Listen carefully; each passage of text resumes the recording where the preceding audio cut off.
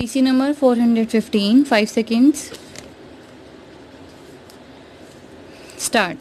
Now, sir, we are entitled in considering a report of this character to inquire whether, and if so, to what extent the objects which the Board Committee had in recommending the establishment of this institute and which the Parliament had in implementing that recommendation by passing a special act for the constitution of this institute have been kept in view. If you read this report, you will hardly get an idea of the purpose for which this institution was intended. A disappointing feature of the progress so far made is that it has functioned more or less as an institution for the training of undergraduate students.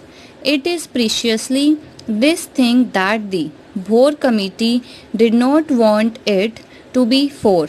It did not want it to be another medical college. But what I note is that the institute has not been able to start postgraduate instructions in most subjects.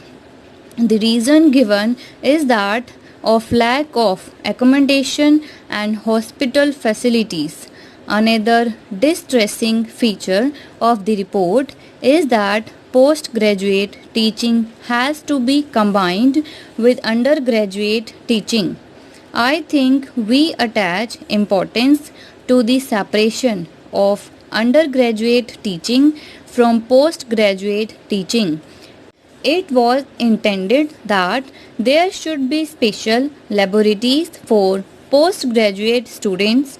Unfortunately, the report says that postgraduate teaching laboratories had to be shared with undergraduate teaching laboratories. Now, it was not necessary for us to have another medical college. With the amount of rupees 11 crores, we could have established a number of other medical colleges. We could have established even postgraduate courses in those colleges.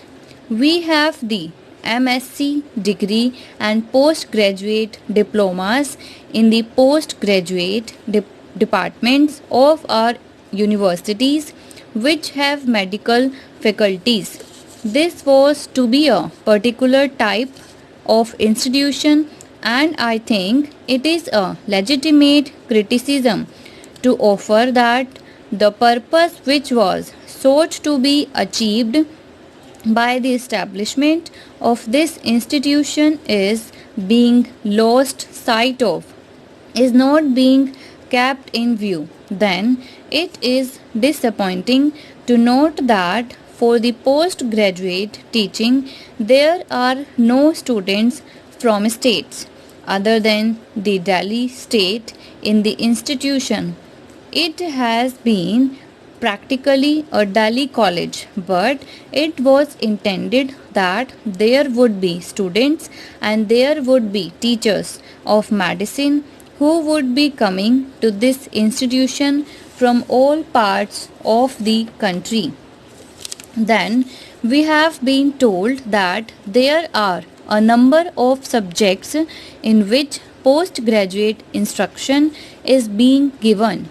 I think that our reputation for medical scholarship cannot be built up in a sound way unless our research standards equal those of European and other Western countries. I do not say that 2 years is a good enough time for all these things to be done, but we should have liked to have some indication of the progress made in this direction.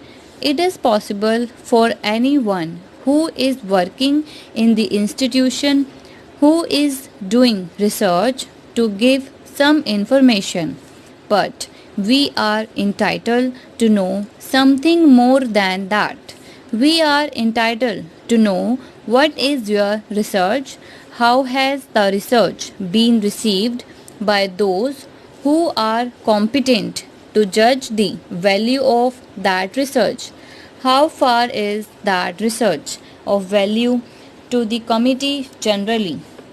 Mr. Deputy Chairman, there has been addition to the library, and it is heartening to note that residential quarters for the employees of the institute have been built and that the nurses' home is also ready for occupation.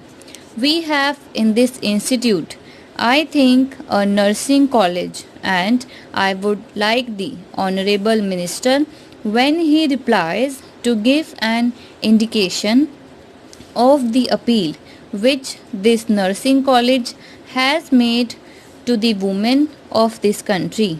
We want some nurses of the highest professional standards, but I do not know whether we are getting the right type of material in this institution. Then the report frankly admits that the construction program has been painfully slow, and for this reason the postgraduate students admitted to the various departments have yet to be restricted. I think an endeavor should be made to go ahead with this construction program because the institute should be made to function in a way in which it was expected to function and as early as possible. I would like to say one or two words about the teaching staff. The board committee was of the view that we should recruit our teachers from the world market and that we should have the highest type of teachers in our institutions. Now, a man may be an excellent physician, he may be an excellent working surgeon, but that does not make him, in my view, an excellent professor of medicine or surgery. From an academic point of view, we want doctors who are devoted to the science of medicine as a science. The board committee hoped that this would be something like the medical faculty of the John Hopkins University, which revolutionized the medical science.